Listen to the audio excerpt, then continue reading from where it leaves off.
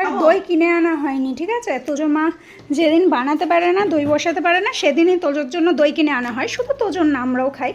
এখন তোজোর মা তোজোর জন্য এই বাটিতে বসায়, কারণ তোজো এই বাটিগুলো ভাঙতে পছন্দ করে, ঠিক আছে? খাওয়ার থেকে ওর ভাঙার আনন্দ বেশি। তার জন্য ওর মা একটা করে এরকম বাটি বসিয়ে রাখে যাতে ও রোজ ভাঙতে পারে। আমি একটু খাবো। এই যে তোর মা এটা বের করেছে। খাবো, আমি খাবো। কে খাবে? খাবে না কে? তুমি খাবা? ওরে বাবা রে। তো আজকে তোজোবাবু একটু ভাত খাবে, তাই ওর মা দই বের করে নিয়েছে।